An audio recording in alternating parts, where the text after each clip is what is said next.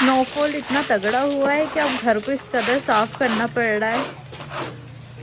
देखिए गाइस, देखो विजिबल है कि इतना स्नोफॉल हुआ है।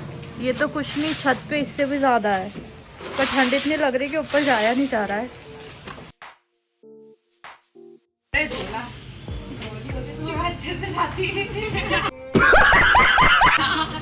तो फिर शिवानी 2 दिन की छुट्टी के बाद वापस इंदौर जा रही है। फिर शिवानी 2 दिन कैसा लगा फैमिली के साथ? बहुत अच्छा, बहुत अच्छा। बहुत कुछ काफ़ी कुछ टेस्टी चीज़ें खाई बनाई।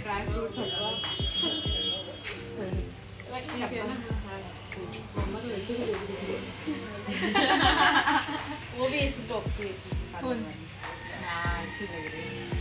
चलो मिलते हैं। मेरी गाड़ी बाहर खड़ी है नीचे। Bye bye bye tata good bye गया। मिलते हैं ना फिर। So guys, welcome back to the channel. This is your host Shubh and I hope you all are doing good. So let's start the vlog. So guys, कभी कभी ऐसा होता है ना कि कोई प्लान नहीं, कोई कंटेंट नहीं, पर मन करता है आप लोगों से बात की जाए। वैसे रिसेंटली मैं ये फील कर रहा हूँ कि कंसिस्टेंसी ज़्यादा इंपॉर्टेंट है परफेक्शन से।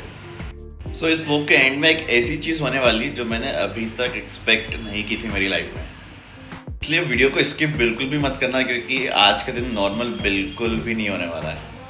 जैसा कि मैंने आपको अपने लास्ट व्लॉग में बताया था कि हम लोग हमारी इनिशियल लाइफ शेयर करने वाले कि हम लोग कहाँ मिले थे, कब मिले थे और कैसे मिले थे। So stay tuned and keep watching.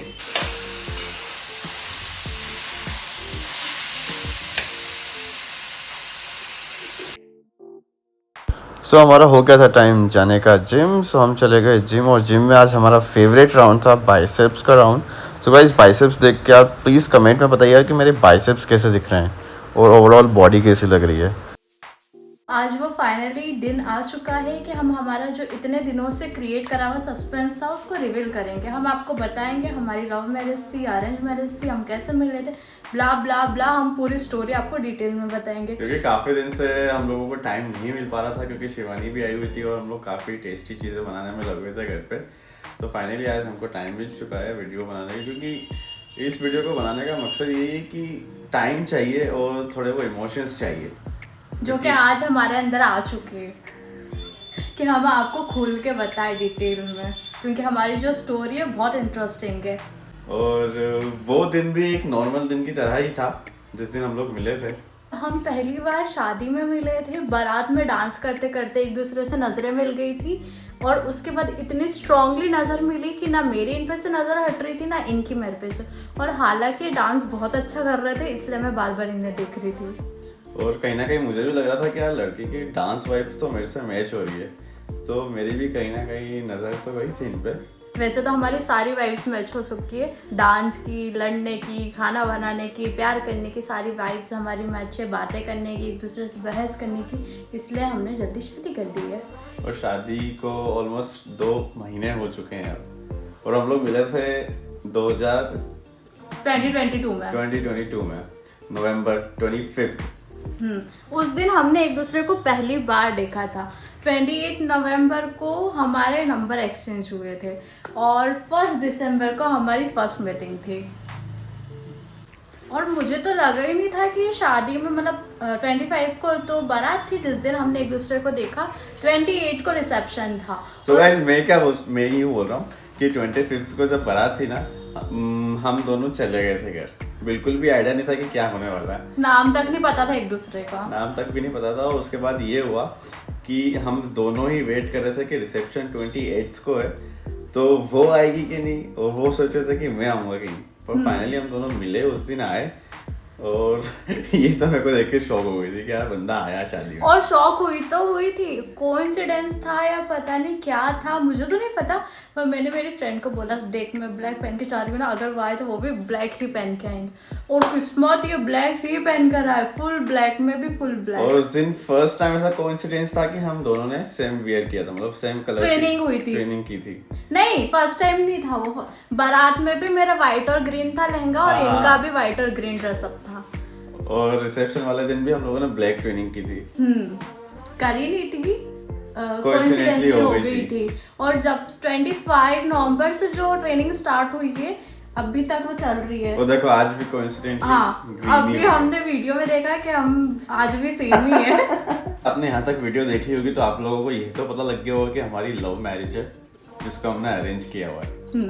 Family की वजह से हमारे जो फैमिली है बहुत अच्छी, बहुत सपोर्टिव है, किसी ने भी मना नहीं करा, सबने हमें मिलाया है। यहाँ तक कि हमारी बहुत लड़ाइयाँ भी हुई है उस बीच में, हम अलग अलग भी हो सकते थे पर हमारी फैमिली ने हमें जोड़े रखा और उनकी वजह से आज हम दोनों की शादी हो चुकी है और हम एक हैप्पी मैरिड लाइफ जी रहे हैं।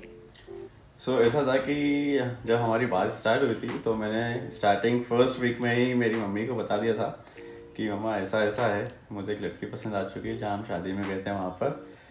क्योंकि मुझे कहीं ना कहीं फील हो गया था कि मुझे जैसी लड़की चाहिए खुशी में वो बात तो है, और फाइनली ऐसा ही हुआ।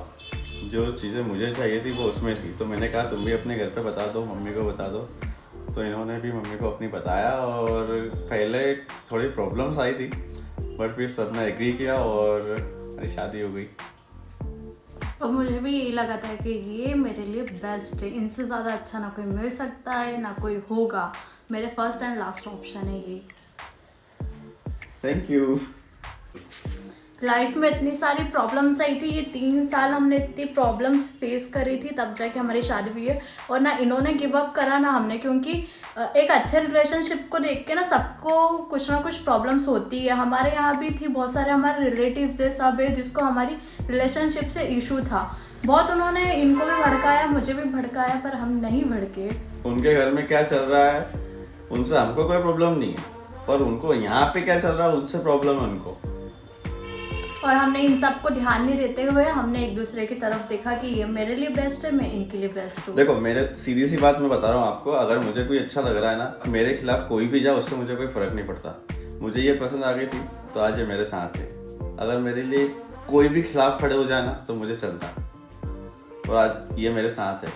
और लाइफ हमें दूसरों के साथ नहीं, हमें एक दूसरे के साथ गुजारनी है।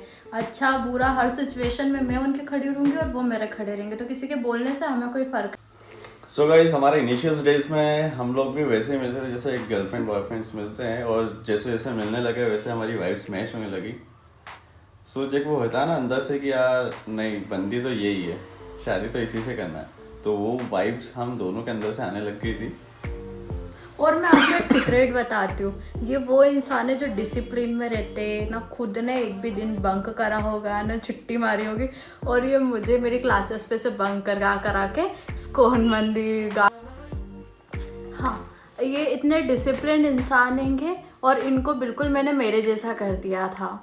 ये मुझे बंक भी करवाते थे, मतलब ज़्यादा नहीं कराया, एक आधी बार कराया, हाँ एक बार ही कराया था, है ना। एक बार बंक भी करवाया इन्होंने मेरे को।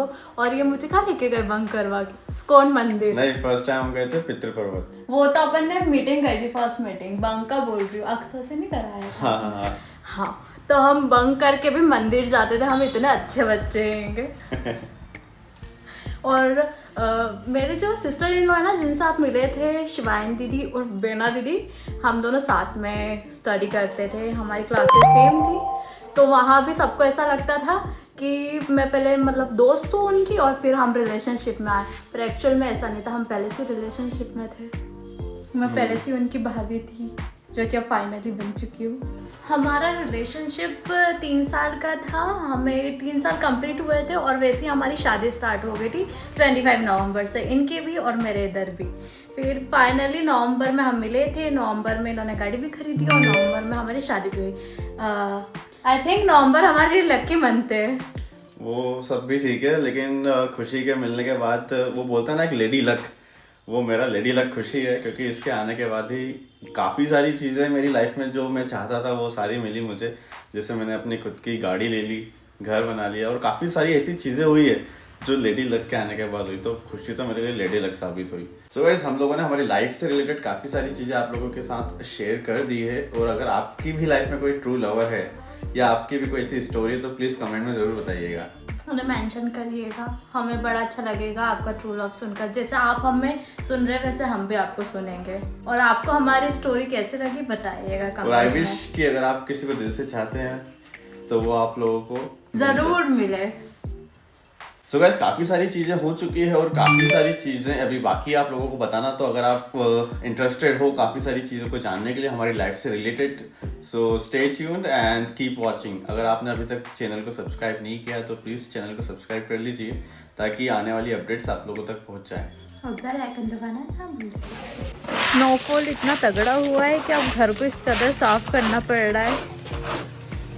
देखिए गाइस, देखो क्लियरली विजिबल है कि इतना स्नोफॉल हुआ है। ये तो कुछ नहीं, छत पे इससे भी ज्यादा है, पर ठंड इतनी लग रही है कि ऊपर जाया नहीं जा रहा है।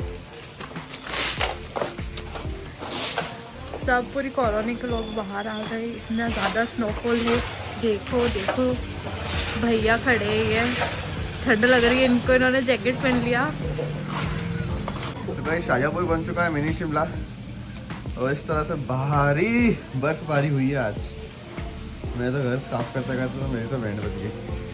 ठंड में so guys that's all for today and मिलते हैं नेक्स्ट व्लॉग।